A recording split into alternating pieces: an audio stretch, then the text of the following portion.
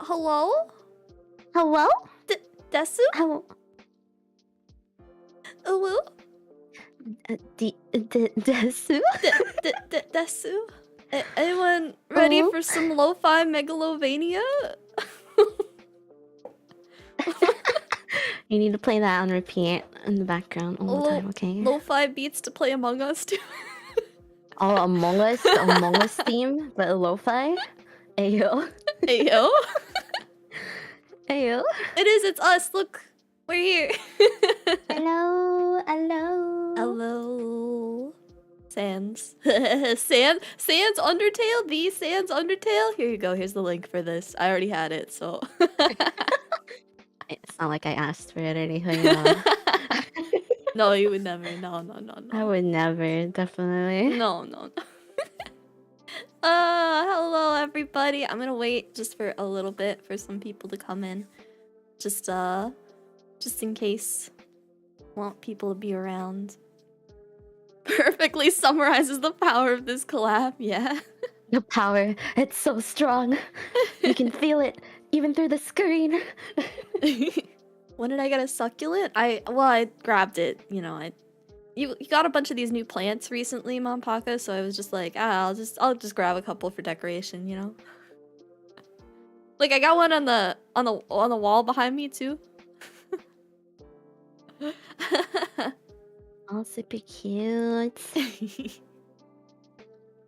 It's over 9,000! Also, let me know how the volume is on everything. Let me know if I need to turn Scylla up. Just put me on max volume. That would be great. Yeah. Ignore the peaking. Just, you know. I just scream a lot, you know? I think I'm actually too loud. Hold on, wait. There. I think I'm closer now. Possibly. Volume is okay. Okay. Good to know. Alright. So yes, we are gonna learn all of Cicella's secrets. She's going to tell us all of her inner thoughts, everything that she she's just like pogging. Surprise! We're actually gonna clone her after the stream, and we're all gonna become Cicella. Oh man. Oh no. We're all just going to be. Yeah, all of us. Yeah, all of us were Cess. Oh man.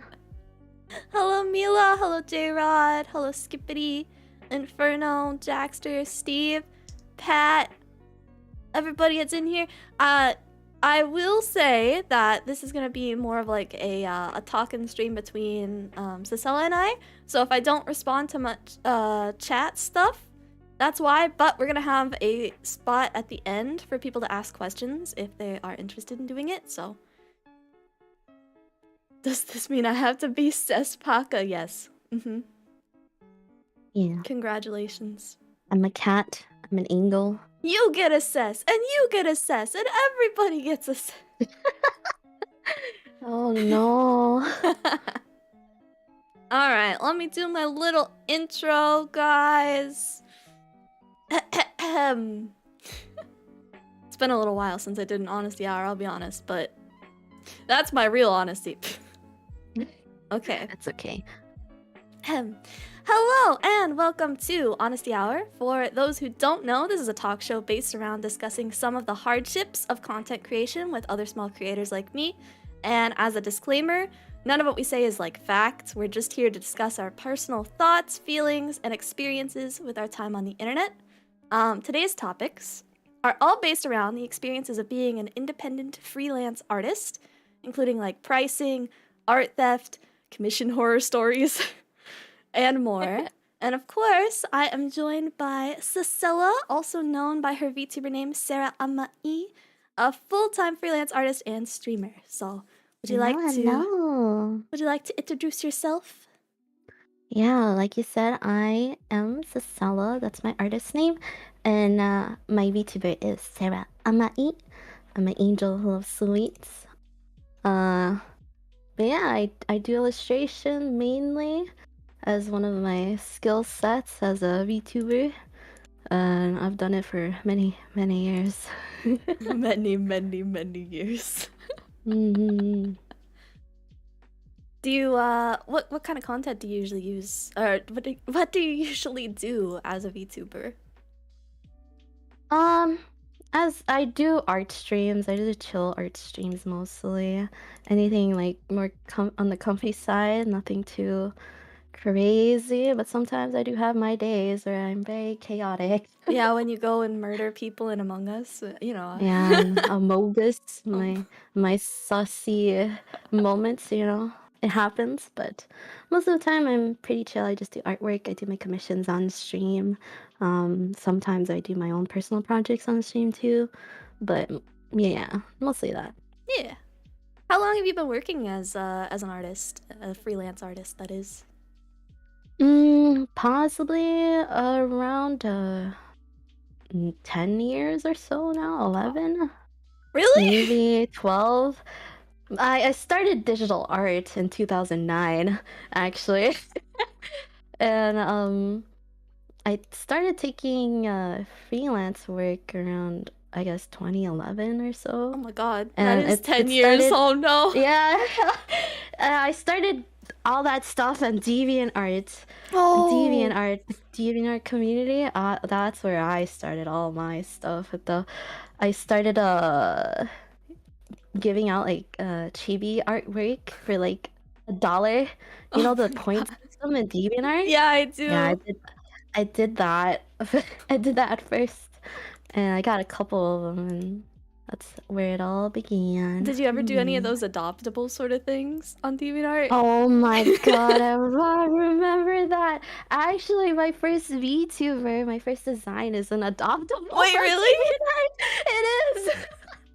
And so I got that. I've done adoptables too myself. I didn't do many of them. I wasn't very good at designing.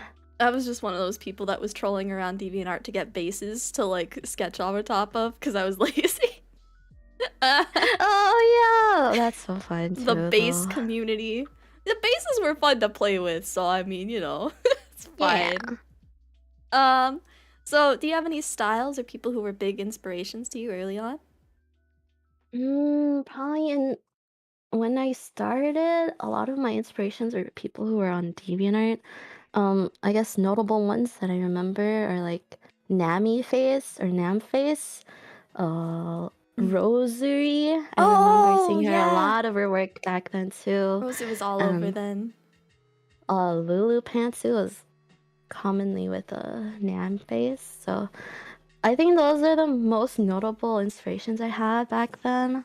Other times it's just like people I follow because their art is cute, Yeah, fair. I think my biggest inspiration back then on freaking DeviantArt was definitely Hana Natsu. Oh my god, Yana! I completely forgot. I love her so much too. Oh my gosh. Yana was like the biggest. I watched her tutorial videos Me too. And her like great. her coloring tutorials and stuff like that. God. So Wait. helpful. Do I have my text-to-speech still on? I think I do. No. Do I? No. I do not. Okay. Frey, thank you very much for the super chat. Wait, oh, I do. It just took a while. Oh, Honesty hour. I don't right? even know her. Great. Thank you very much for the super chat. I'm sorry if I don't respond too much to any memberships or things like that today, but I'm mostly gonna be talking. Alright, so do you have any inspirations right now? Right now, I usually just follow a bunch of Japanese artists now. Skips. Not the scab artist, man. My wallet, poof. Yeah. But mostly, I like the style of like the semi-moe type of art that's still like anime still. It kind of looks mature yet cute, you know? Yeah, no, I get you. That style of artwork is really cute. I think I'm similar. I think I like the really moe stuff too, but I've also been big on like, man, like arcane stuff like that. The painted Arcane? style. Oh yeah, that's really Yeah. good too. I haven't found many actual artists to watch that have that sort of stuff though. Just the TV show, I guess. Well, the I think it's Netflix. mostly like simple paint stuff. You know? Yeah. Like you have cell shaded work, and then there's soft shaded work, and then the full on paint work. I think I like soft shading the most towards cell shading, like the hard brushes, Makes hard sense. shadows, stuff like that. Similar to how anime is made. So, how do you personally feel about your progress with artwork over time?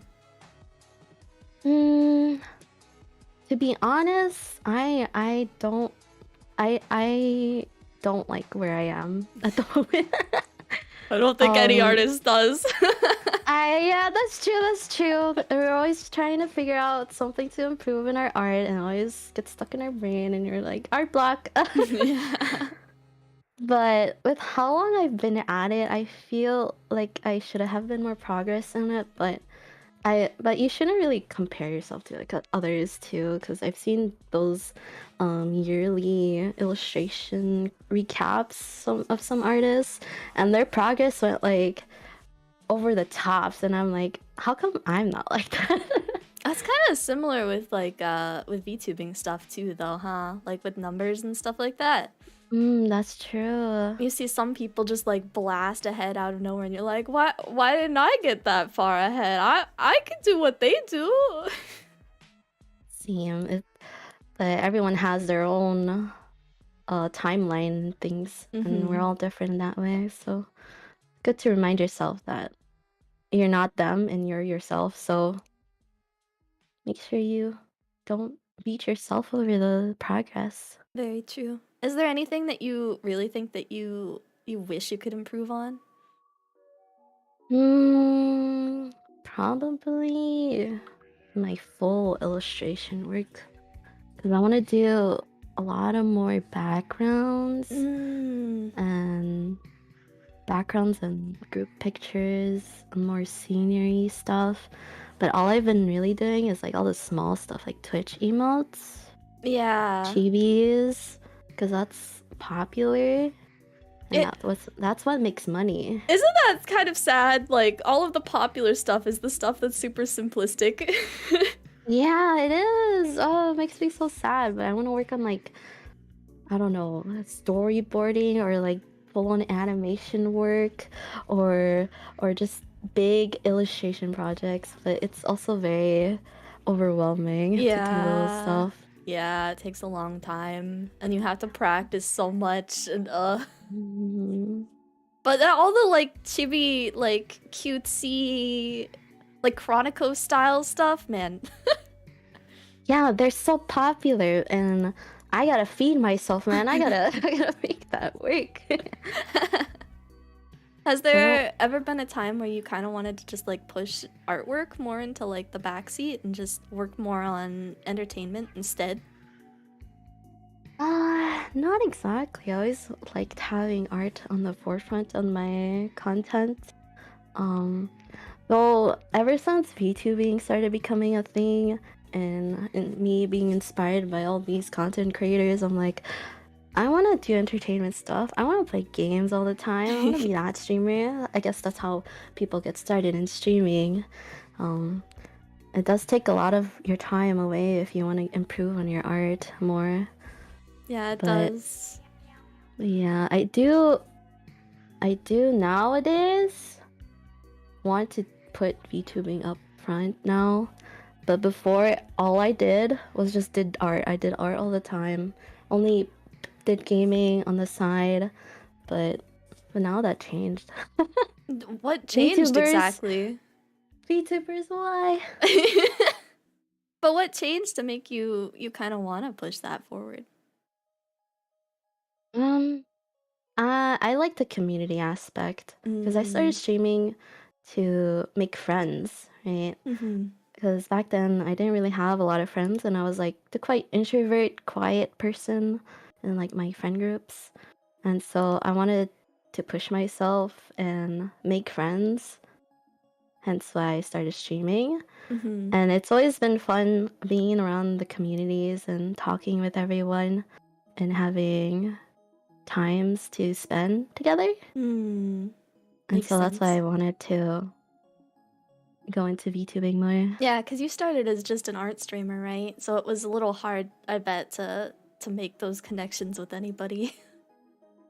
Yeah, but even the art community kind of just conjoined with VTubing too. It sure did. The last couple of years, basically all the freelancers were like, "Oh, hey, I can draw anime. I can do that." Yeah. So VTubers, the artist community, even like the Utaites, they're all conjoining together in the VTubing community. They're all here. It's kind of great. It's like the best of all of the creative aspects of like the anime community put together. Like all the singing and then all the artwork and stuff like that. And then also freelancers get way more work this way. Yeah. I've gotten a lot more like live 2D work coming from VTubers. Oh, yeah. And emotes. Emotes keep coming in too. Before it was just a lot of like game streamers, influencers. Now it's a lot of VTubers and their designs. It's like everybody is getting their own custom character. So do you see yourself being more of a professional artist long term, or would you rather just try and push into the entertainment business full time? I'd rather stay with the being an artist. I think that has more longevity. Longevity. Oh my god. In terms of like doing or getting work done or like having projects. Because I feel like VTubing is a lot more short term. It won't last for like, I don't know, more than 10, 20 years. So yeah, that's kind of entertainment in general. Just kind of like it fizzles out really quickly because people lose interest fast and move on to the next hype thing that comes up. Yeah, so I'd rather stick with like doing small business stuff like running an online store or designing merch and traveling to conventions and selling merch. Oh yeah, you've done tabling before, haven't you? Yeah, I did. I did a couple of local ones. It's been fun, and I definitely want to do that more often in the future. After like I've experienced the fun in VTubing, once I fizzle out or something. You don't want to just like, you don't want to go to cons as your VTuber. You could just dress up like cosplay. Actually, I thought about it. I was like going on Etsy, like, oh, I could get a custom-made wig of my VTuber. I bet that's gonna happen a lot, actually. I bet a lot of freelancers are gonna go out dressed up like their VTubers pretty soon. Yeah, I really want to do that actually. But it's just like because of COVID, I haven't done any of that lately. It's crazy. Yeah. Makes it a little bit easier to find like emote commission people like looking for stuff like that, but harder to sell just like stuff that you wanted to make on your own, like that highly detailed stuff. Yeah. All right. Well, that's something I struggle with, like taking a certain amount of commissions so that I have enough time to work on personal projects. And I feel Yeah. like a lot of people have trouble doing that because they want to make the money, right? Mm-hmm. But they leave little to no time to work on personal stuff that you want to do. Yeah, you mentioned that earlier too. Yeah, it seems like that's one of the biggest problems with being a freelance artist is just you have to put money first and you have to do what's popular and you gotta like push towards that goal more than just improving yourself and like doing the stuff that you want to creatively. I think that was one of my big fears with trying to be a freelance artist at all is just like I wouldn't have any more time for all of the passion projects that I want to do and I would just sort of burn out of it all because I wouldn't I wouldn't be able to do the fun stuff anymore. Yeah, I've definitely experienced a lot of burnout with commissions. Like it's even now I have a hard time picking up my pen just to work on some of the commissions, and so I just like procrastinate a Oh lot. no. But it's something I gotta do because Yeah. this is my only job. Right? Yeah. Yeah. I'm trying not to get to that point, you know? So you should like make sure you limit your slots and only take like small amounts every month. Mm-hmm. What kind of commissions do you usually do? Currently, I'm doing live 2D models and rigging. Also Twitch emotes, badges, Twitch graphics. I also do chibi work, illustrations, normal illustrations, anime styled. I also do recently. I also did pixel cursors. That's been popping off a lot. I've done like around 200, 300 over the past few months. But yeah, that's what I'm doing right now for artwork. I just realized that my playlist switched to a different playlist somehow. Oh no. Oh Oh no. no. My free royalty musics. There we Uh-oh, go. gonna get DMCA'd. Sweats. Uh-oh. I fixed it. Okay, we're good. Sorry. Anyway. No worries.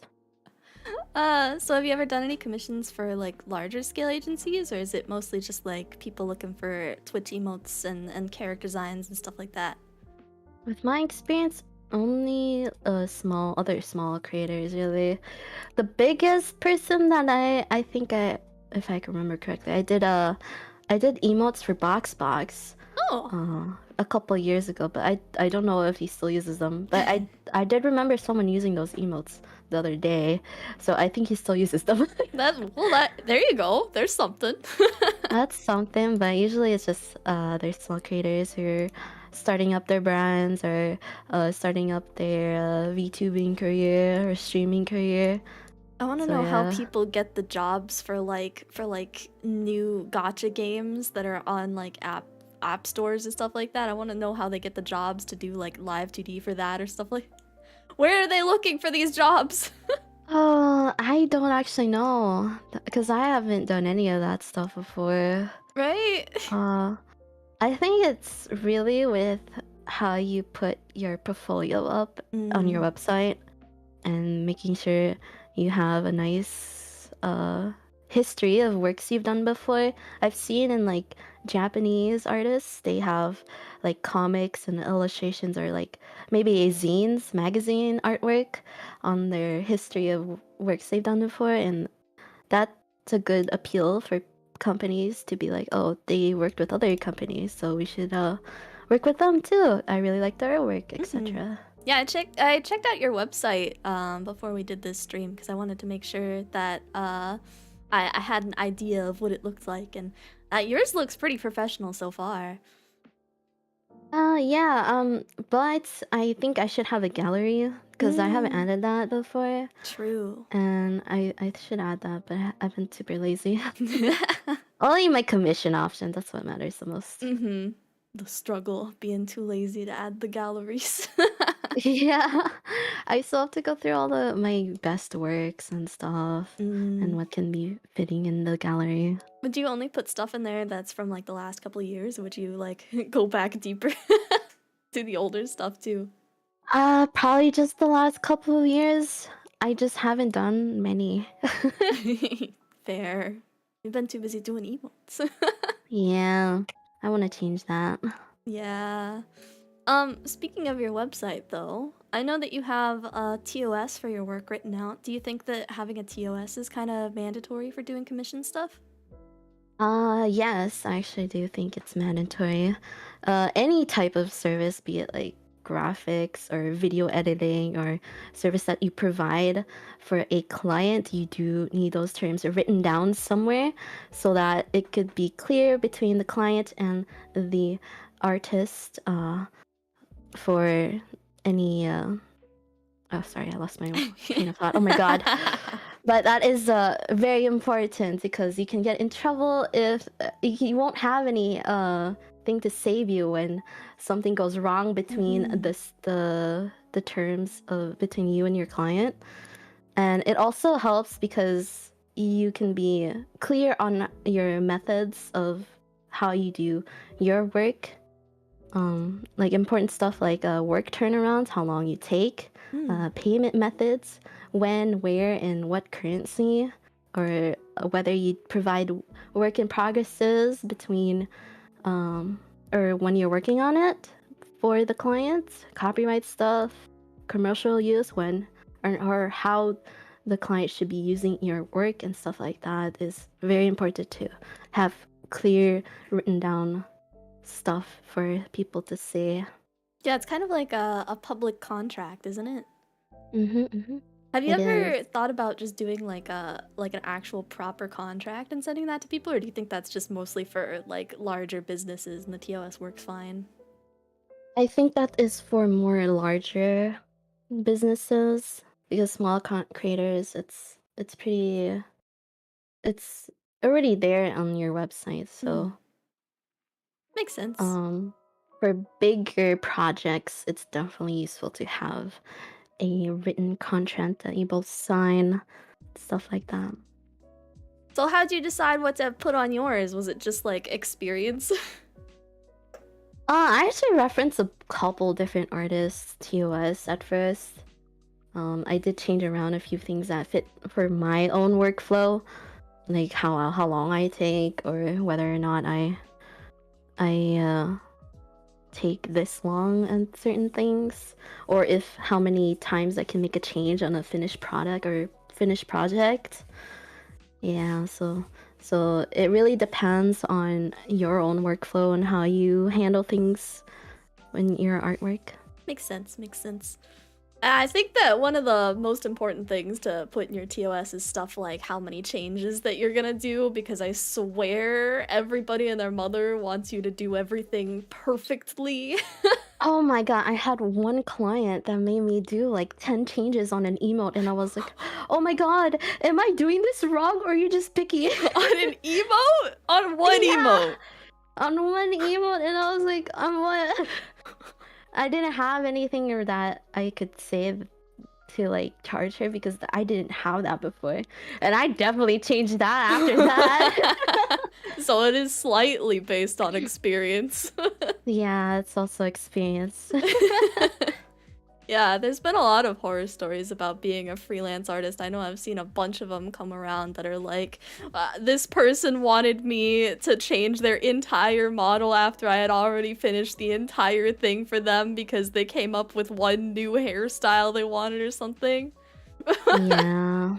You need to have something that says if you have big changes, I'm going to charge you, okay? You're gonna pay for my time. Yeah. Yeah. I've seen a lot of hesitation about commissions because of those like horror stories. Do you have a lot of those experiences?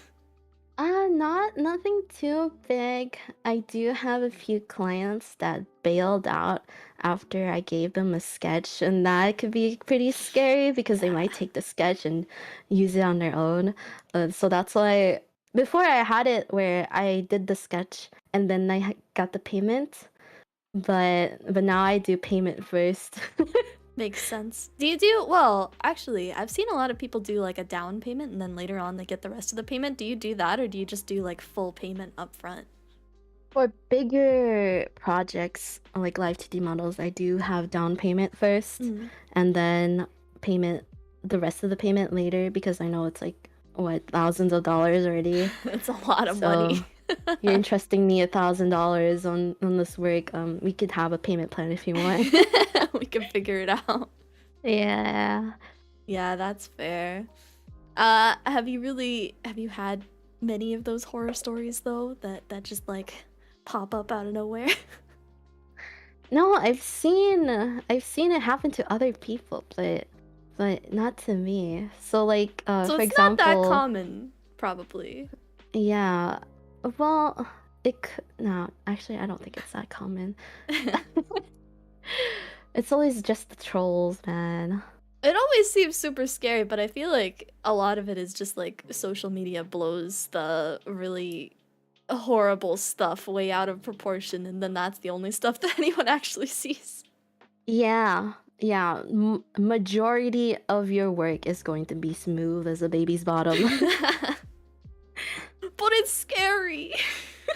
It's not scary. It's spooky. It's fun at the same time. Okay.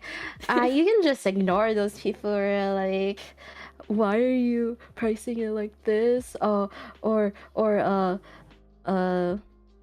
your work sucks.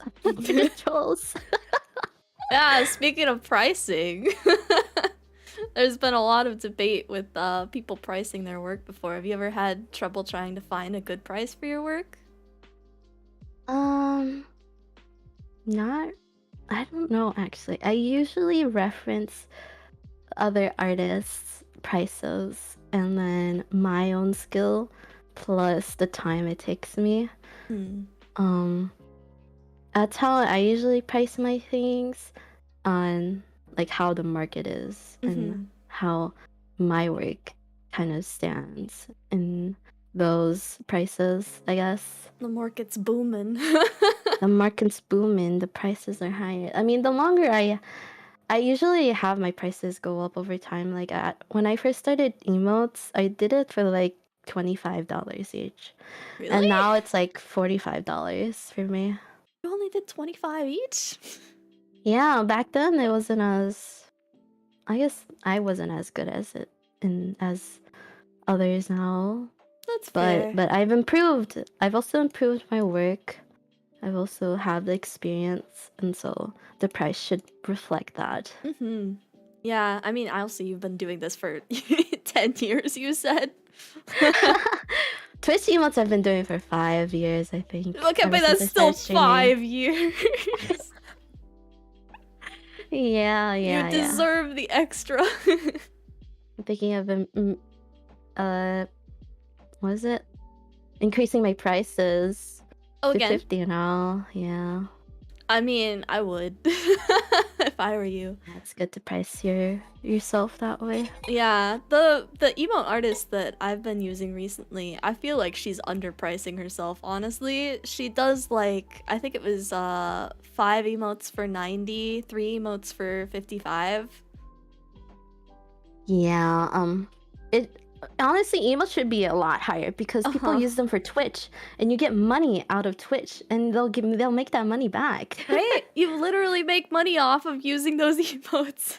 Yeah, and you can use them for many years. So, and if they're super good, people will literally come to your Twitch to pay for them so that they can use them across the site, especially on Twitch. Yeah. Like on YouTube, that's not necessarily the case. It's mostly just your channel, but on Twitch, man. Twitch, it's mostly from Twitch, so that's why they're slowly getting higher and higher. People are realizing, man, people make money out of this. Yeah, which is good. It's technically commercial use. Yeah, it is. Actually, have you ever had issues with people like worrying about commercial pricing versus normal pricing and being like, I don't think this is commercial work. What are you talking about? I haven't had anyone complain about that, actually. I saw a big debate. Usually people ask me whether this is commercial or not, and I'm like, I don't even know myself. What is commercial use, really? The general rule is that if you're using it for your brand and promotional graphics, stuff like that, that counts as commercial. If you're reselling it, that adds on to it too. Yeah, I think reselling it, especially as like merchandising, you have to charge a lot more for that because it's gonna be sold to the masses and you won't get anything Hmm. back after you're done with the original work. So, You should be compensated for that kind of stuff. mm-hmm. Have you ever had anyone doing that troll thing of saying, "Oh, you're just so expensive"? I usually ignore them. They're just being ignorant, really. They don't know. I saw a bunch of people tormenting poor Tofu on TikTok about her pricing on things. I saw that. I felt so bad. Oh my god. She's been putting out like TikTok after TikTok trying to explain why it's so expensive, and everyone's like, okay, but I could just do this on my own, or like, or okay, Then okay, do but it on your own, bro. You don't need to fucking comment about it. You don't need to do that. That's dumb. I felt bad for Tofu. She had to explain this to ignorant people. You don't need to do that. Don't waste your words on them. Every time I log into TikTok, there's another Tofu TikTok going, okay, but I have this many layers, and I'm like, Tofu, it's okay, you'll be fine. Yeah. Don't waste your time and energy on these people. It's content, though. Content for the content. For the content. True. Someone said if it's being sold, you should get a percentage. Sometimes that's the case, but you have to kind of work out a full-on contract deal for that sort of stuff. And I think in the case of like most independent creators, they'll have such low sales usually that they're not gonna want to work out that contract. Yeah, I've had a couple small creators want to sell their work, so I just give them a flat rate. Like some people multiply their current price like by 2 or 3 to do commercial work for other creators or small creators. But for businesses that have large amounts of sales, I would work a contract. But I haven't had the opportunity yet, so. Not yet. Maybe someday. Someday. Someday. You'll get there. You'll get there. Gotta get that gallery up. Yeah, so I do research on who your client is. Yeah, if they want that. I think as long as they're a smaller creator, you just have to look into them and make sure that they're not like some giant like million sub creator that's out there trying to like get merch off of you without giving you any proper compensation or anything. Yeah. Make sure you do your research on them, especially on those big projects. Have you ever seen those giveaway sort of thing? Well, not even giveaways, those like reverse giveaways where a larger creator is like, hey, join in on my raffle for a chance to be on my merch. I have not seen that before, actually. I've seen it a couple of times. These like big, like 100,000, 200,000 creators will put out these like raffle tweets, and it's more like, oh yeah, post your work down below of this thing that I want you to make for me, and maybe I'll put you on my merch if you're lucky. That's so sus, man. They just want free stuff. Yeah, it's like that. It's like trying to give people exposure for their work, but I hate that, man. Exposure for your work, bro. I need to eat. I need to pay bills. God. Yeah. No, I saw one big like drama sort of thing about that happening, right? Where this one guy he said, "Oh, I want like a train that's like smashing through one side and then it's going to come out the back side of the shirt." And one guy DM'd him about it and he was like, "Oh, yeah, I love your work. I'd love to see what you make for me." It sounded so much like a commission. The guy went through and did the entire design, sent it to him, and had no response. Just completely ghosted. This is why you should take a payment up front before you do any type of work for anyone.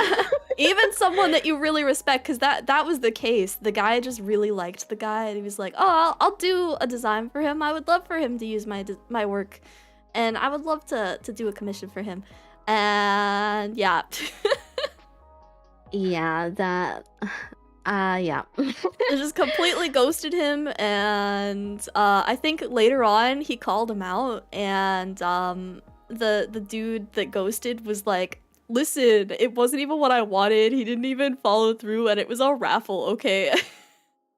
I don't know why he expected to get paid. Man, I would not want to go through that. I know. But it's mean, still just a minority. It doesn't happen all the time. It's just a couple people. Just a couple people. It happens like once every, I don't know, year or something. Once I in get a blue ghosted. moon. But like it's better to take a payment right away before you do any work. Any work at all. Not even a sketch, yeah. Yeah, not a sketch at all. You should take a payment first. Yeah, because otherwise people could just take the sketch. They could just take the sketch and like either bring it to an artist friend of theirs or like use it themselves and just trace over it or something. People. You've worked don't with trust them. Don't trust them. You've worked with more physical merchandise like that before for yourself though, right? Like stuff like t-shirts and stickers and stuff. Do you think that that usually goes well when it's your own work? What do you mean, like how well it what? Do you think that it usually like works out well for you? Do you think that you usually sell a lot of your own work on merchandise? I sell a decent amount, at least to make back what I put into it. But like at cons, you definitely make a lot more. Yeah. But online stuff, it's online sales is not as much. That's fair. I guess when it's in person, well, you know, I think I've gone through like an artist alley sort of thing in a convention before, and I've just been like, wow, I like that picture, and I just like buy it out of nowhere. Whereas online, I'll look at my favorite creators putting out beautiful things, and I'm like, wow, sure wish I had that. I'll just move on. Yeah, at cons, people are more likely to impulsively buy. So that's why it's so good for artists to go to artist alleys and be there physically to sell their work. Yeah, I guess it's because you know that you're gonna take it home with you that day. Yeah. It's just sort of like, I already am gonna have this. I don't have to wait for like 2 months or something for it to actually be printed and shipped out and etc. I have more success in artist alleys than online right now. Though I do want to open up a store again. Do you think it's worth it to do like an online merch store? I think so, especially with COVID. Like the cons aren't as like populated, I guess. Or like I don't have any many chances to go to cons every year, so it's good to have a store. It's like a nice backup thing. Yeah, I know you did. You've done a couple of little sales. Wait, you're doing stickers too, aren't you, for your coffee memberships? Yeah, I'm doing stickers for my memberships. I have my own little machine now. Did you get a Cricut? Yeah, I have a Cricut machine. I also have a printer. So I moved from Canada to the US, back to the US. And so my stuff was in Canada for a little bit, but I have it back. Nice. I'm designing a few stickers for this month and last month. So. Are you gonna send them out to everybody? Yeah, to my members. Man, I've always wanted to do like the sticker machine sort of thing. I almost got into it before VTubing. I was like, I should open just like an Etsy sticker shop or something like that. I feel like that's one of the types of merch that people will just like buy a bunch of online. Yeah, stickers are super popular. They're good for and like charms journaling. too. Oh, charms, yeah. Charms and stickers, like the small stuff, are very popular. Yeah, because you could stick your charms on like a keychain or something and take it around with you. And then I know stickers are probably popular because of like bullet journaling or like just journaling in general. Yeah, do them sticker sheets, Yeah. theme sticker sheets, or big stickers, stuff like that. It's good. All right, so do you have any tips for somebody who's looking into becoming a freelance artist? I would say do your research, I guess. Especially with how I started, I was just all over the place. I was like, oh, I could just sell this for $1, man. Oh man, and no. then and stuff like how I got ghosted when I do payment after the sketch. It's good to have your terms of service laid down Yeah. and what you want to offer, and make sure you don't take too much at a time, because otherwise you'll feel overwhelmed and take years on doing stuff. Yeah, very important to go out and like try and find some sort of at least reference other artists. I think that's a big one. If you go and Mhm. you look at other artists like TOS or their like commission sheets, stuff like that. I know a lot of my friends have looked at some larger artists that are out there to see what they do. I think that's super important if you're trying to be a freelancer, cuz they know best. Yeah, they have the experience and they know what goes between our client and the process of doing stuff. You can probably even ask them how they do stuff, because Oh they're yeah. usually really nice. So Yeah, a lot of freelance artists would be happy just to offer some help to you. I know somebody actually hit me up in DMs to ask about pricing live 2D work, and I was like, well, I haven't really done many commissions, but I offered what tips I could either way. yeah, most of the time they're really nice. hmm So, have you ever dealt with any of those dirty art thieves taking your sketches and using them for profit or anything? Oh, a lot, man. Especially Twitch emotes. Twitch emotes is notorious for being uh Oh, taken stolen? Yeah. and stolen. I've done multiple DMCA takedowns for some Twitch streamers because they used my artwork or my panels as their own when I didn't give them permission, They or use your they traced panels over too? it. Yeah, I had someone who legit took my old art panels of my old VTuber character, and then they used it as their They own. just used It was like a straight up screenshot. It even looked really tacky. I was like, you're not supposed to be using this. And so I just filed a DMCA takedown. they didn't even like right click it, they just like screenshotted it and shoved it up. Yeah, they screenshotted it. It's so bad. That's so insulting. Yeah, and usually some of my viewers contact me. Oh, hey, is this your artwork? And I'm like, oh shit, that is. Or like they show me like a picture of like my emotes being traced, or like they're overlaid over top each other. Like, is this your artwork? I'm like, yep, yeah, it is. Yep, that's the one. What's your Mm. experience like with trying to do the DMCA takedowns? Is it like hard? I have a template that I got from. Do you know Kelly01? She's a very popular emote artist. I don't. Her stuff gets very referenced all the time, heavily referenced all the time, traced all the time. So she gets that a lot, and so she made a post on Twitter like years ago about how to handle DMCA takedowns. Mm. And so I referenced that. She does have a template, so I use that for at least for Twitch, taking down Twitch stuff, but I don't know how I would do it on other platforms, Have you because I have not done that. have you heard about some of the art theft involving NFTs lately? I have heard of it, but I haven't really dove deep into the topic at all.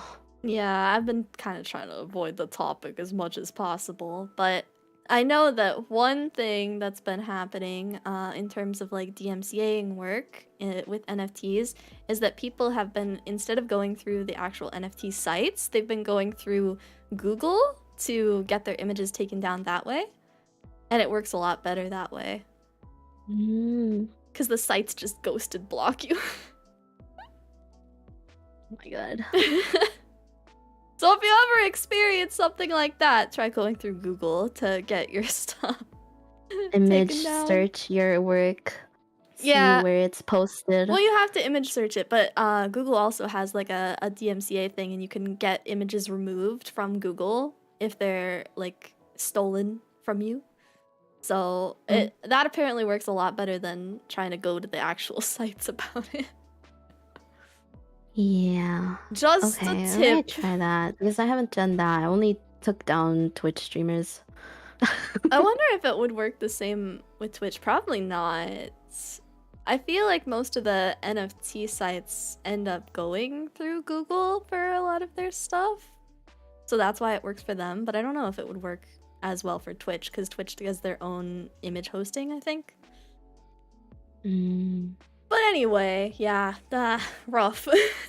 I know some people talk about whether or not they should DM the person to take it down or just straight up DMCA them. I've done the ask them to take it down, but I get ghosted, so I just straight up DMCA people if they have it. Honestly, that's probably for the best, though, because a lot of people are just gonna sit there like, I didn't steal anything. I don't know what you're talking They're just about. gonna lie. Just gonna lie to you. Don't even waste your energy. The only time that I've experienced any tracing so far that I know about was this one person called out somebody else, actually, and I glanced at that person's like TikTok because I was curious. I'm like a gossip, so you know. I glanced at their TikTok out of curiosity, and I found a picture of one of their models that they were selling to people, and I was like, wait a minute. The hands on that are really familiar. Like, incredibly familiar. Like, one for one familiar. Oh no. And then I found out that they were following me on Twitter, so I immediately blocked them and ran away. Oh my gosh. And I feel like you can't run away from people who are going to chase your work and steal it. True. But they already got called out, so I was just like, I don't want to deal with this shit. Yeah. I'm just gonna Does take a lot of your energy. Yeah. Does take a lot of energy to constantly write these DMCA tickets from people to take down their Twitch stuff. And some people even said that you should have a manager who deals with that stuff. But it's like, why would I even want to do that? Getting the manager in the first place is difficult. Yeah.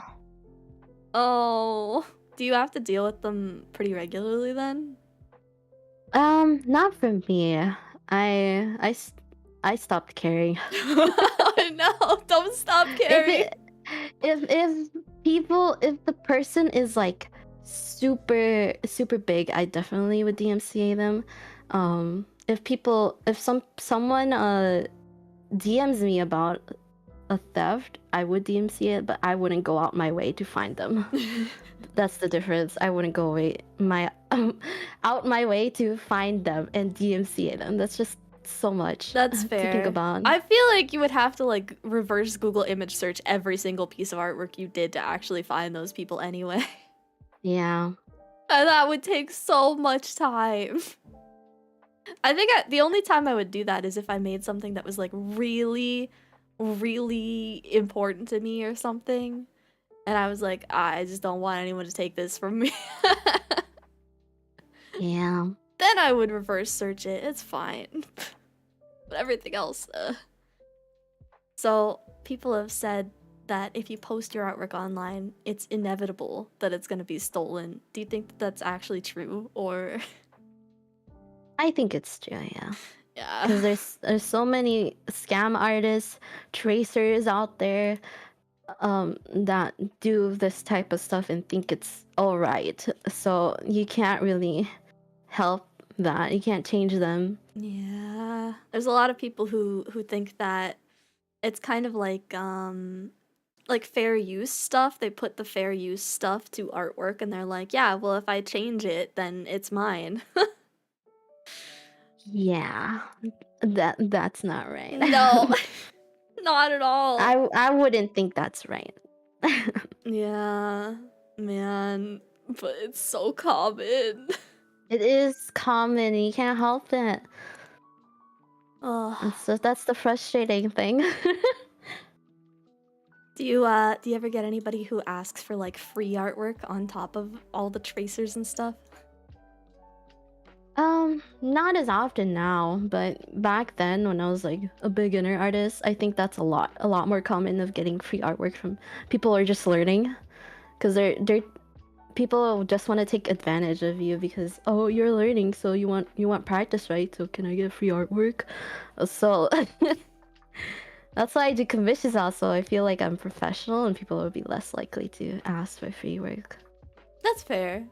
Oh man, I just remembered though, I keep seeing all these posts pop up that are like, the person goes into your DMs like, hey, I want to commission this, and then you tell them the price, and they're like, what, it costs money?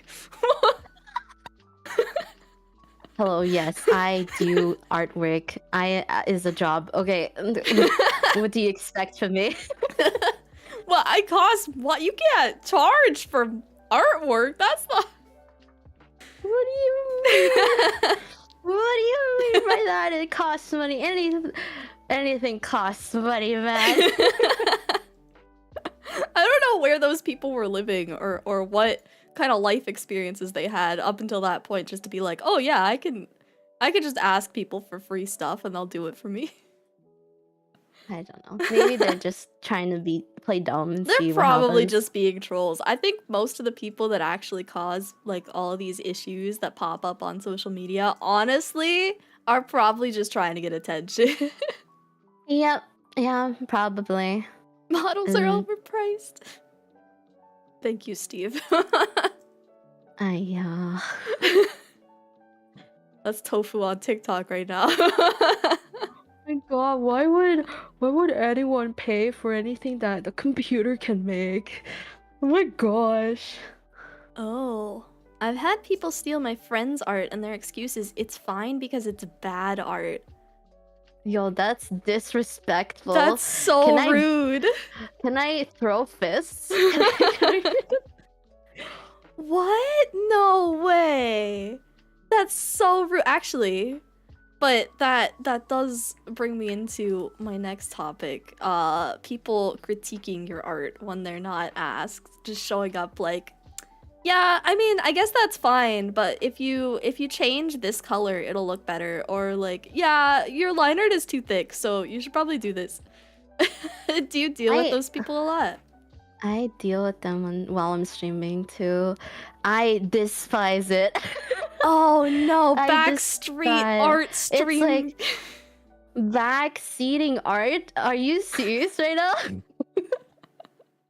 Oh no. No, it's only applicable if the person who's drawing is asking. Don't just backseat them. What the hell? Yeah. It's so rude. I would think it's super rude. I see so much of it though. It's like such a common thing. People are just like, "Oh, yeah, I can just go tell this person my opinion because they posted it online." So, or like cuz they're streaming it. So, Yeah, no, I would think it's not nice at all. It can It's just like if the person who's drawing it like think it's okay, like why would you want the unsolicited critique? Like what? well, I'm just trying to help them improve, you know. I'm not asking him, man. I'm not asking for it. This is non-consensual. Well, I'm just trying to help you. What are you talking about, man? What are you talking? This is it's perfect. It's perfect. the way Yeah, it I would is. just be like, all right, I'm done. This piece is done now. It's perfect the way that it is, and I'm posting it. Well, probably not if it was a comm, but if somebody was like in my streams doing it, since I don't do many comms, I'd just be like, all right, well, it's done now. It's done. I'm done. I'm done with you too. Those exposure Instagram accounts that ask for your art?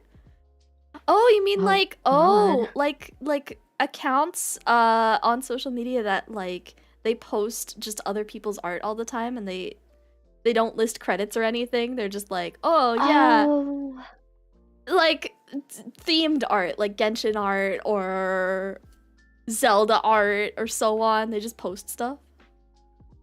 Yeah, I hate that these people like just repost artwork and don't credit the artist. No, they never I mean, credit. It's always like, oh yeah, I found this online, so I don't need to credit.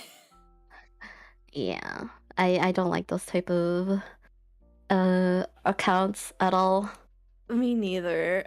Every time that I see like some really good quality artwork that's based on like a fandom, I swear I'm like sus immediately. I'm like, is this from the actual account or is this from like a side account that's like stealing their stuff? Oh. Yeah, it's really disrespectful for the artist too, because and like most of those accounts are very popular, They and are, like yeah. they get way more like exposure or like I guess likes and stuff than the original artist, and they won't get anything out of it. I bet most of the time it's because they can post things so much more regularly than the actual artists. Because the artists have to take the time to actually make the work, whereas they just go Google the next picture that they're gonna post the next day. Yeah. Oh, why? It really sucks for the artist. Social media is so sad sometimes. Yeah. Alright, well, besides all of the bad stuff, I know that there's also some good stuff in freelance artwork. What is the best experience you've had so far? I don't have a particular best experience, like one situation. I usually really like the fact or like how people react when I finish their work. Oh. Because some people are like, oh my god, this is so cute, and then keyboard smash emojis. Oh yeah. I really like that. That makes me very happy because then I know they like my work, and that's why I like making work for others, because of how they like it or the reaction for it, or and sometimes even like talking to their friends about it, like, oh my god, this artist is really cute, they did this for me. You make Oh art my only gosh. for the keyboard smashes, nothing else. If you keyboard smash me, I like you. That's so cute though. That's the fun part of it. Oh. How would you like to see freelance work change in the future? I know that we mentioned that there was some changes as soon as VTubers came into the sphere and that freelance artwork was more common. People were able to sell more. But are there any other changes that you would want to see? I'm not sure, because I do really like the fact that these communities are coming together and getting all of these artists recognition for doing their work. Um I'm not sure because it's nice right now. You just want Mm, this to continue. yeah, I want this to continue. Maybe even more other communities can join. Get some of those fandom communities in. We haven't had enough fandom communities join in yet. I think the furry community is kind of like coming into the VTuber community now. Oh, yeah, the furry VTubers, they're coming. They're coming, and they have money. You're true, they have money. All those furry VTuber models, they're coming. They're on their way. Any furries want to commission me live TV? I'm down. I wanted to do some furry art before. I'm willing to do it now. I've done some before. I did a picture of one of my OCs that was like a Skyrim Khajiit before. I got some experience. Furry artists hit me up. Don't say oh no, it's fine. It's fine. They're just very Nothing rich. wrong with them. They're very rich, and I'm not. It's not like I want money or anything. They're very rich, and hello, furry sugar daddies. I for one accept our furry overlords. Me too. Me too. Isn't the alpaca model technically furry? No, it's more Animal Crossing. I made that thing based off the Animal Crossing alpacas. Yeah, if you consider Animal Crossing furry, I guess it could be.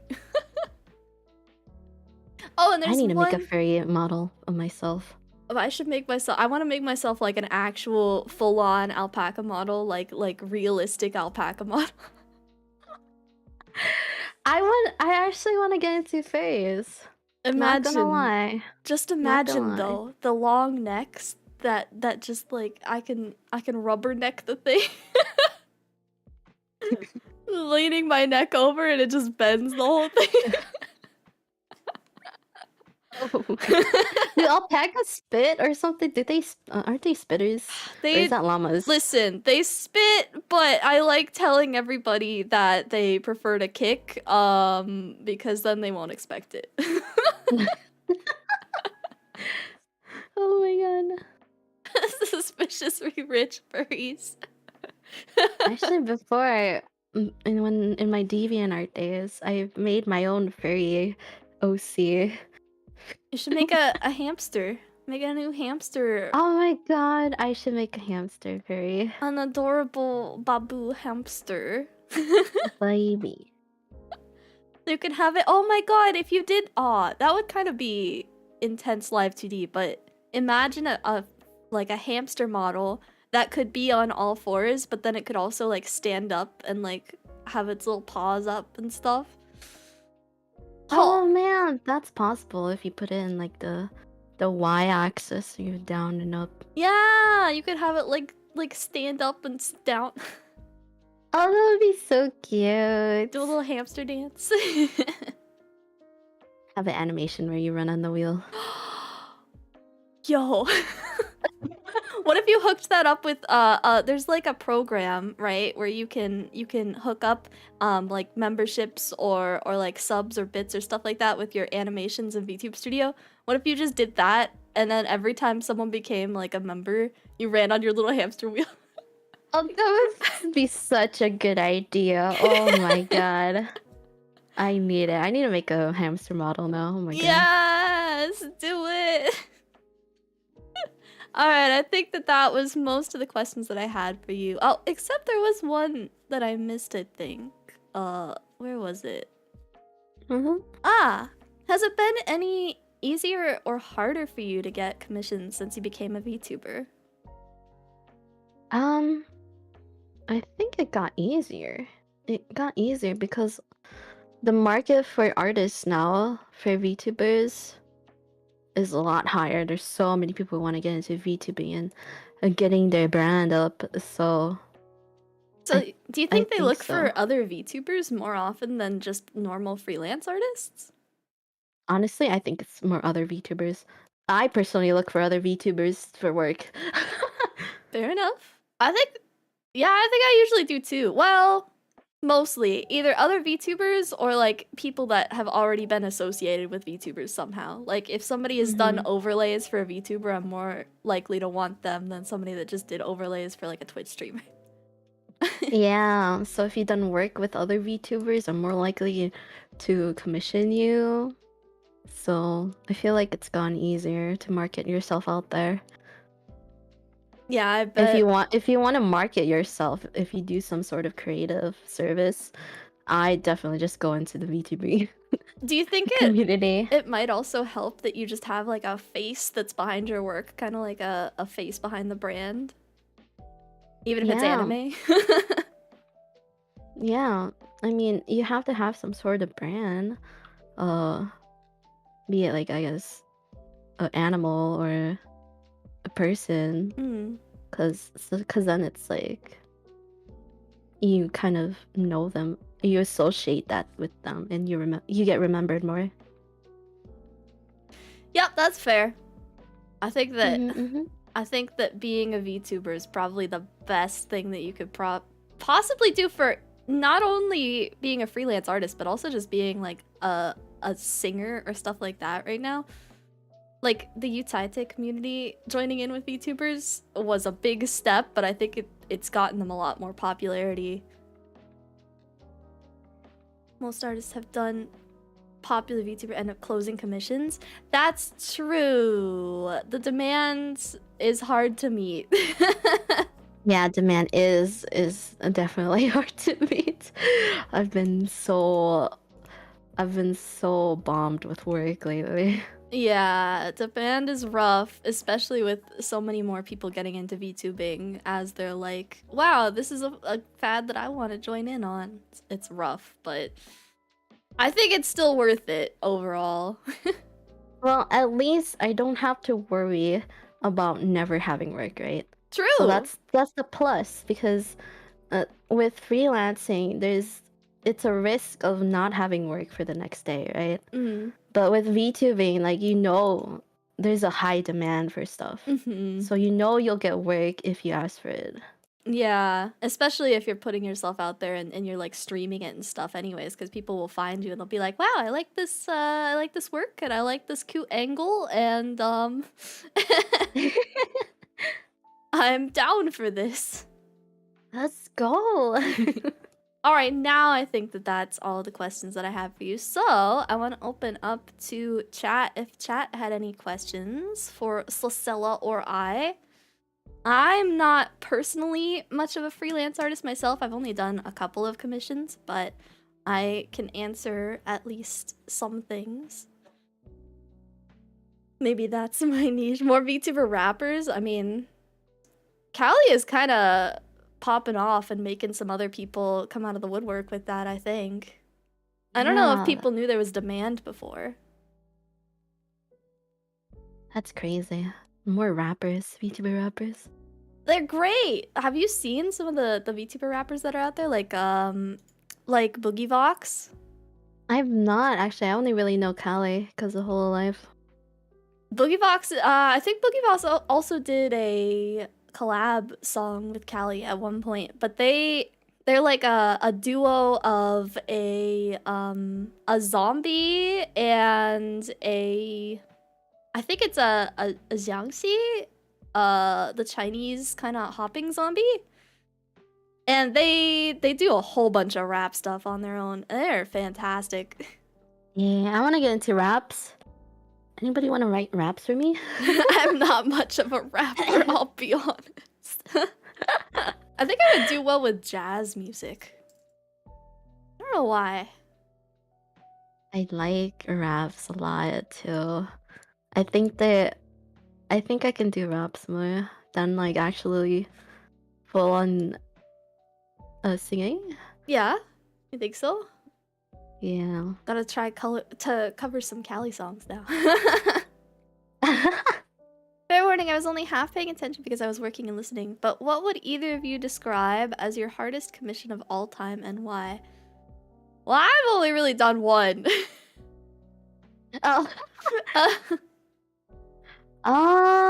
For me, I did accept a commission where I had to draw armor stuff, heavy armor. Oh. Heavy armor stuff, and I felt like that took so much energy out of me. Yeah. Heavy armor is... I think armor plating in general, metals are just really tough. Metals, something I'm not very experienced with, so I did take it, however, so it was very hard for me. I'm good with like soft shapes, but I feel like metals and armors and stuff like that are so angular and they have to turn in such a particular way that it's really hard to get them right. I think my hardest was probably just the VTuber model that I did for my friend Ellie, but that's because it was my first one that I did. Oh. For someone else, that is. Had people... most of my stuff is people commission me with the mind of they know who they are commissioning, so they know what I'm comfortable with, and so it's usually pretty decent to work with. Yeah, I still need to... I'm still trying to fully define what my style is, so... It changes between, like, every freaking thing I make, I swear. I feel that too. I feel like I changed my art style a lot too. I've had people edit out my watermarks. Have you experienced that? Do you usually do watermarks? No, actually. At least for like fan art stuff, I do watermarks. I haven't been posting a lot of that because I do a lot of Twitch emotes. Too busy doing Anyways, commercial stuff. yeah, yeah. I haven't experienced it yet. I don't think the people... maybe I'm just not well known enough yet, or maybe my art style is still changing a lot, so people haven't really like grasped onto it yet. So I don't have many thieves, but that one person that stole my hands, I'm gonna get you. You're kidding. I got you. I'll be back up. I got my fist Frankly, ready. how dare you? Why did you steal my hands? Don't look at my hand. You'll steal it again. You gotta wear sensor bars on your hands. You know? I have to censor my hands. Man. Can write covers of some songs, but we are number one. We are number one, especially. Oh, it's so old now. Pat, my friend Pat here in chat made a cover song version of We Are Number One that was for Lampert. Wait. Yeah, I sang for it. I think it was Chad is number one. Oh my gosh, is it like fully like mixed and everything or something? Yeah, but it's very silly. It's not done by actual singers. So it's just a bunch of people going, we are number one. What did your parents think when they first found out you made money from art and streaming? Oh god. Oh, my parents when I was younger, I was like, I want to get into art. I want to go to art school, and they were like, no, you're not gonna make money. You're not gonna make money out of that. So you have to do something else. Oh no. And then I proved them wrong. I proved them wrong. I was like, I'm making money, mom. Look, I have money. And she was like, oh, okay. Well, okay. I guess if it's actually working, then it's fine. If it's working, okay, it's fine. You can do whatever you want. So my parents started out very, very strict about it and they didn't know if I could survive. It's understandable because your parents want you to be successful, right? So. No, yeah, it's pretty understandable. My parents are weirdos. They're completely weird, and so they always seem to go against the grain of what society does, and what they did instead was they saw that I liked drawing art a lot, and they were like, you should make art into a job. And I was like, nah. Oh yeah, that was total opposite for me. I'm good. I was stubborn. I did art whenever I could. They're like, you're really good at that. You could probably make money off of this. You could turn it into a career. And I'm like, nah.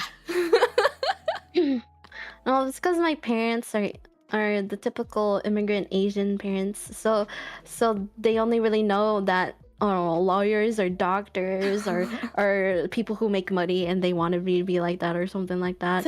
and they didn't know that the creative parts can also make money.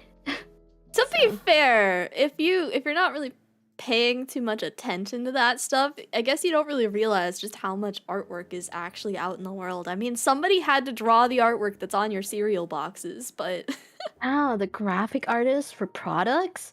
Oh, that reminds me, when I was in middle school, or I think high school is early high school, that there's like a competition for like graphic art.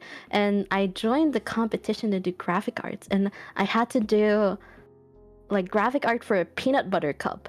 And I was like, I've never done this before. I wonder how well I can do. So they gave us like example art or like a template of how to design or how the brand is, and then you have to design something that fits. It was a weird experience because I've never done that before. Actually, I have a similar experience. When I was in high school, I was part of this program that was kind of like, they made I think it was 3 different or 4 different classes, and they put them all together into like a business core sort of thing. And they were like, okay, well, we're gonna work together between different classes like a business to make products and websites and stuff like that. So I was in like a website design class, and then I was also in a graphic art design course, and we had to make like product graphics which were communicated to us from other classes that were trying to learn how to make those designs and send out those like calls to graphic artists. And then we also did websites for them, and I think I also made a mock-up magazine for them. That was pretty cool. Oh, wow, that sounds like fun. Yeah, actually. I think if there's any kind of graphic job like that I would want to do, it would probably be for product artwork, honestly. Yeah, and I think that's like wide opening wide opening? What? It's pretty cool that there's so much out there that you don't know. Yeah. There's a lot of stuff. So many opportunities for these type of things. And it doesn't have to be the or computer engineer or a doctor or a lawyer, nurse.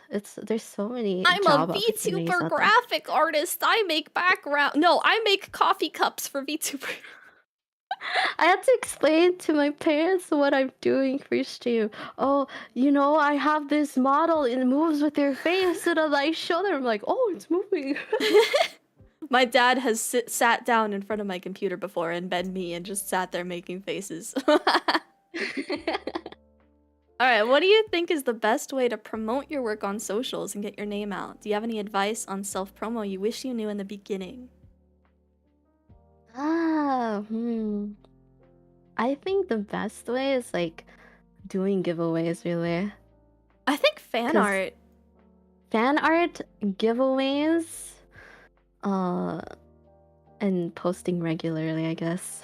Yeah, I think that if you do fan art at first, you'll get some attention, especially if you're a pretty decent artist and maybe you get recognized by the people that you're doing fan art for, especially if they're like VTubers. Some of those people will post that stuff to their pages and you'll get a lot of traction that way. And then you can take the traction that you get and you can do like a giveaway to try and keep the momentum going and put out some of your artwork with other people's stuff. And then you should start getting some good hits. Oh yeah, that reminds me of like fan art stuff. I remember, I don't know if you know the artist Claudius. He did a whole marathon daily drawing of Gura every day. I saw that, yeah. Yeah, and so that's like a good way to like gain traction for your artwork. Chronico did that too with Ina taco drawings every day for like a whole month. And I see Natsumi. I don't know if you know Natsumi. He's doing who's the ghost girl? Reimu Kunichi-sanji. And he's also doing a daily artwork of Is he doing it right now? Yeah, he's doing that right now. I haven't seen that one yet. But yeah, just do lots of fan art stuff, especially for like creators. Like if you're doing them for VTubers, that's really good. And then lots of giveaways. Probably the best way to do promo stuff for an artist. How do you balance your time with commission/art with other commitments such as family and friends and stuff like that? And VTubing? I would definitely make a strict schedule. Like do this amount of commissions or emailing and commissions per day. Like you have a 9-to-5 job, but make sure you schedule yourself and take breaks, because if you don't do that, you're not gonna have a very good personal life. No. Or literally have no personal life, you know? Yeah. It's pretty rough if you don't set yourself an actual schedule. You gotta like, if you're doing any sort of full-on freelance work, you have to kind of set strict guidelines for yourself. Otherwise, you're gonna want to be like, oh, but I should probably keep doing this because then I'll grow more, or I should keep doing this because then I could get it done early or something like that. You gotta set the guidelines and keep to them. Yeah.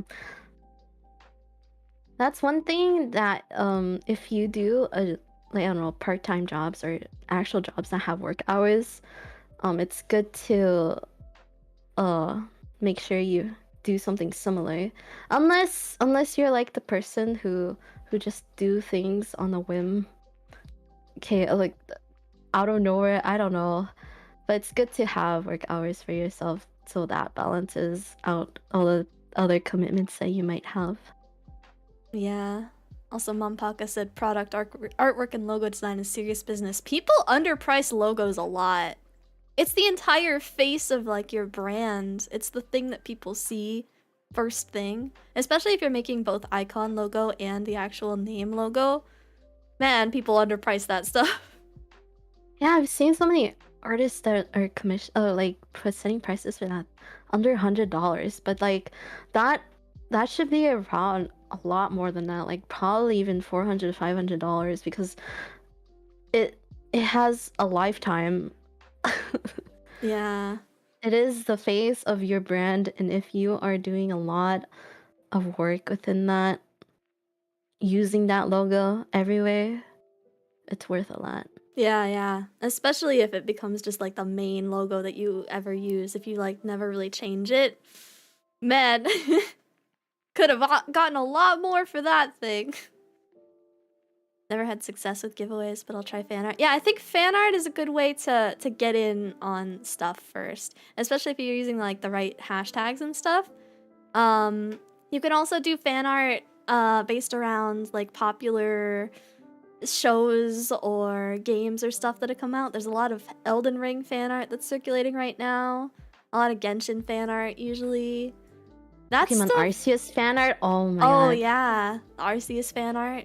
Wait, did you see the So Skitty good. and Wailord comic? I have not. It's Tinder Skitty. There was this about a Skitty who went on Tinder and found herself a Wailord to be her boyfriend. Oh my god. And it's incredible. It's just like this massive buff Wailord and this teeny tiny babu Skitty, and they're so wholesome. Oh my gosh, I need to see this. The hell? Yeah, That look sounds so up cute. look up Tinder Skitty. They're skinny. Didn't know you did podcasts. I haven't done one in a while. The last one that I did was in October, and I actually still haven't edited that one. Take your time. I'm probably... Honestly, I think that I didn't want to edit that one as much because it had my maid model in it. And I think I got to the point where I was really sad about my maid model because so many people kept just being like, yeah, I liked your old model better, or yeah, I'm not really into this one. And then all my numbers started dropping and Oh my gosh. so I think I've been avoiding it because of that. I mean, Sad. it's okay. You should probably just move on at this point. Yeah, I probably will. Unreleased podcast. Maybe I'll if I can get over it, maybe I'll release it in the future. It is still on my channel. If you check out my playlist of unlisted Twitch VODs, it's in there. It was the one that I did with my friend Jake, and we were talking about how he actually has been a content creator for 8 years. And what was it, 8 or 10? No, I think it was 8. I'm pretty sure it was 8. So I watched it. he's been a content creator for 8 years, and he's been putting out regular content pretty much every single week in those 8 years. He might have taken a break every once in a while, but not many of them. And he still hasn't seen much growth. So it was kind of talking about numbers and what does and doesn't work, and what advice hasn't really worked for him versus some people, what it's felt like to see friends grow a little bit faster than him. It's rough. I think for every person that actually makes it big, there's probably a good 100,000 people that didn't behind them. Yeah, that's the sad truth about it. Yeah. I actually like the maid model now. Well, good, I'm glad. Maybe someday I'll get around to it. Did anyone else have anything else? Oh, what's the biggest challenge of being an artist? Getting over art blocks. Yeah. Yeah. improving your art, I think, because it's if you're a low confident person, low self-esteem person, it's gonna be hard for you to keep yourself going, right? To have the Yeah. motivation to continue your artwork. You gotta have a good mindset when it comes to doing art. I mean, yeah, I think that kind of goes back to the stuff with my maid model, kind of, because I mean, that whole experience made me not want to continue trying out that style, even though I kind of liked it, with the like heavy line art and more cartoony kind of shading. So that's probably my biggest challenge with it, is just trying to get over people's comments. The unwanted criticism. Oh yeah. Yeah, have a good mindset is you should be good to yourself, you know, and try to not prioritize how other people think about you, you know? You have to do what makes you happy. Just like kind of ignore everybody else. It's rough. How do you become Apex Poggers, Cess? What do you mean? I am unpog, I would say. I don't know, I was watching you the other day, you were pretty pog. I don't think so. Is there ever a type of commission that you would never consider doing ever? By that I mean less the topic of the art and more the style of the art.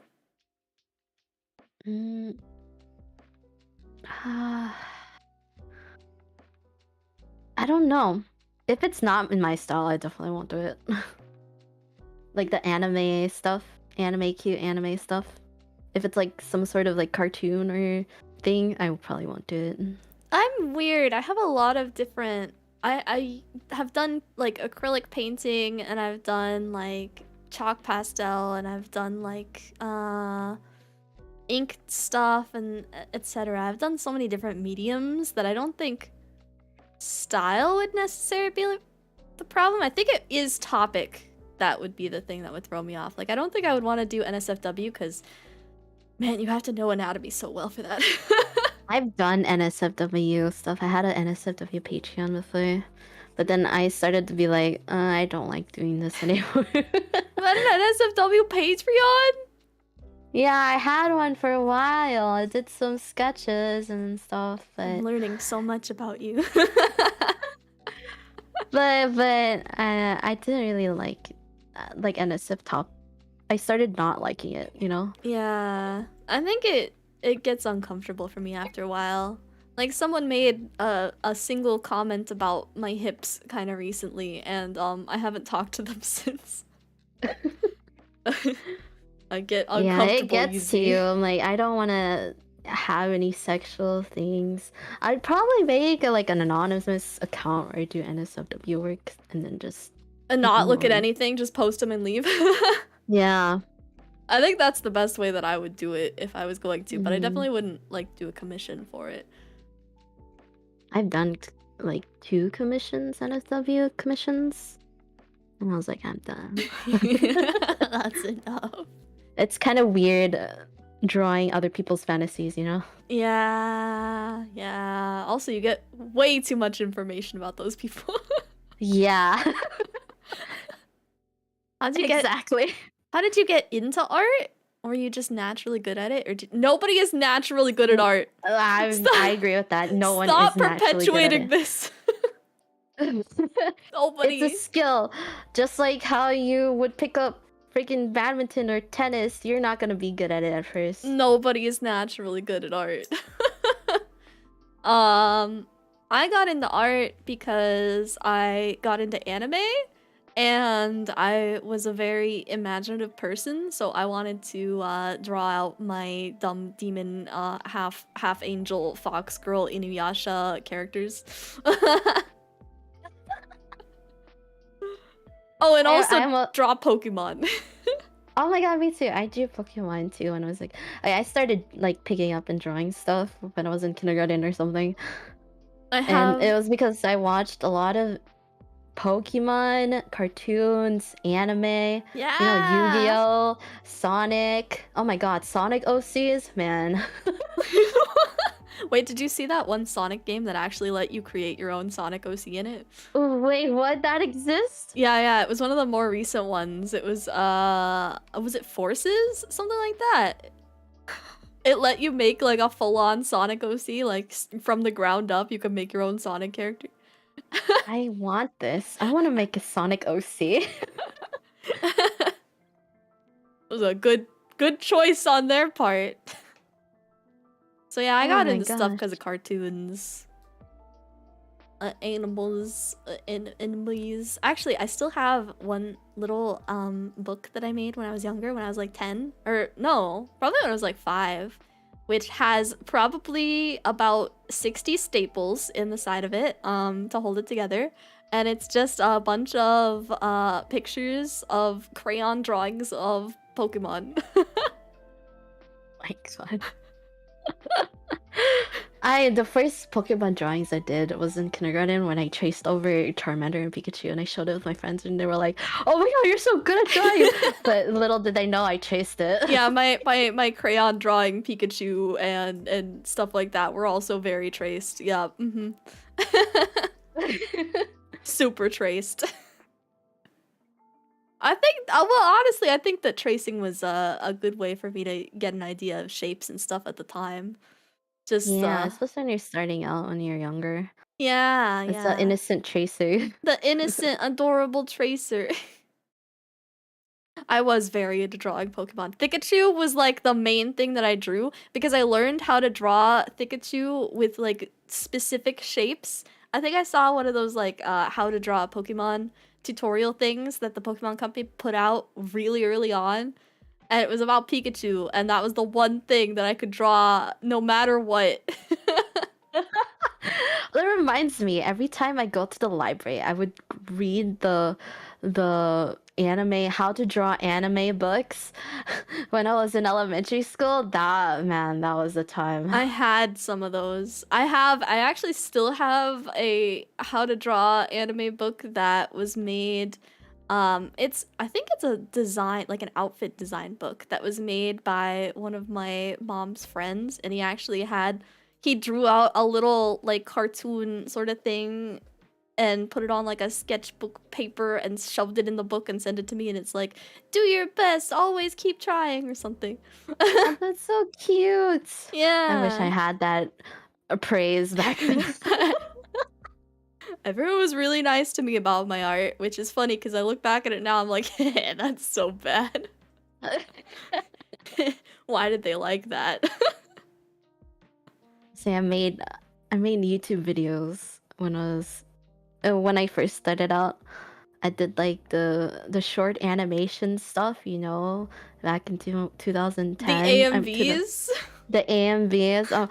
There was like this small community of artists or animators. I don't know if any of you guys know, but I was a huge fan of Chan 90. I was a huge fan of her. Andrea Chu. Oh my god, they did a lot of animations back then. I was a big fan when I was a kid. I feel like I do recognize those. Oh no. You should find the book and Google the name. Might be surprised. How to Draw Anime 101. I don't remember what the book was called. I also don't remember where I put it. I think it's near my bookshelf somewhere, but I don't know. It would be too much digging for me to pull out right now. Wait, so I might know the artist? I don't know about that. I'm not sure. I mean, Mompaka, do you remember who it was? I mean, you probably do, right? It'd be too much to go find it right now. Alright, is there anything else that people wanted, though? I just took a quick scroll through chat, and I don't think I saw anything else. Hey, the Patreon. Does your cat hate you? Yeah, I'm a little worried. Steve bought me a book. Does your cat want to kill you? And yes, she does. Oh my gosh. Please send help. I don't know if I can help. Oh, it was a friend of Dad's, not Mom's. I see. She doesn't remember either. Damn. Damn. Oh well, I'll look him up eventually and I'll see if I can talk about it some other time. But yeah, I think that is probably gonna be it for today then. I don't think that there's anything else we can really talk about. We talked your ears off, talked ourselves to death. Yeah. My brain is burr. That's how it always is after I'm done with one of these, I swear. I'm just sitting there afterwards for like 5 hours just Head empty. No thought. So to give you a little recap, basically, being a freelance artist can be kind of scary sometimes. There can be some mean people on the internet, but a lot of the stuff that you see online is mostly just it's overblown stuff, stuff that kind of just gets taken out of proportion, and it's not the majority of your commission experience. So don't worry too much if you want to become a freelance artist. If you do want to get into freelance art and you're not sure how to promote yourself, I would definitely say that fan art is probably the best way, and also doing giveaways is one of the best ways. And try and do your fan art specifically for like VTubers or stuff, people who can like repost your stuff, you know? So it's the best. Or any big influencers that you enjoy, that you watch. Mm-hmm. And I think that is about it. Do you have anything else to add? No, I think I'm good. Alright. I guess if people have more questions, feel free to DM me on my Twitter. I'm free to answer more. Yeah, let me go ahead and grab Cecilla's links while you look at my cursor on screen. Enjoy. Speaking of, she made this cursor. Hey! She did cursors for a while, but she just stopped doing cursors, unfortunately. Her last batch of them. This is Cecilla's Twitter. And I'll also grab your Twitch, I think, for people if they want to see some of your art streams or other stuff sometimes. If you want, her links are also in the description for people later on, and it also includes her card if you'd like to take a little checkie on that. Yeah. What was that? I'm a gamer, not an artist. Gamers unite. Let's go. Oh, Gamer artists. drop some frames for a second. I am. Oh yeah, I can also just do that, can't I? I always forget. Oh yeah. There you go. There's another command. There's a command for it. Thank you. Man, thank you, Steve. You're the best. But yeah, check out Cecilla. And if you have any other questions, you could DM either her or I later on. I'm less experienced than she is, though. Fair warning. And also, if you want, you should join Cecilla's coffee membership because she's gonna start sending people stickers soon. Oh yeah. If you like stickers and you like cute things, make sure to check that out. Let me grab your coffee link too, for the heck of it. Wait, is that also Cecilla? It is, isn't it? Cecilla, I think. Yeah. There you go. Here's her coffee link if you want to become a member and get some of those stickers, those good stickers. Stickers or any work in progresses on my VTubing activities. Oh yeah, that too. All right, so that's gonna be it for today, guys. I will get the Honesty Hour episode edited up and put up sometime within the next week or two. My birthday's in a couple days, so I'm a little bit busy, but soon, I promise. Soon, happy birthday. Thanks. It's in 2 days. I'm dying. Oh, but I am gonna be revealing, I mean not really revealing, but I'm gonna have a new model on my birthday that Cecilla made. Yo, let's go. Hey, yo, I've The been... cutie patoots. Let me shove it on screen. Bop! Oh, that covered Oh, everything. is it the leg one? It's the... well... I'm gonna make a leg toggle. You know that I will, right? Do it. You need to do it. I want to see it. Just everything goes invisible except the legs that are attached to the head. You just crunch downward and your head into the legs. Right? Yeah, perfect. Instead of a chibi form like with this model, I just have like a leg form. But yeah, so Cicella made this for me and I've been rigging it up and I'll be using it on my birthday in a couple days, so check it out. Let's go. Yeah. Can't wait to see you alive. I know. Mommy? Mother? Mother? Am I your mother now? Mom? I'm one of your moms. Thank you guys. I will see you all next time. Bye bye. Bye. Thanks for having me.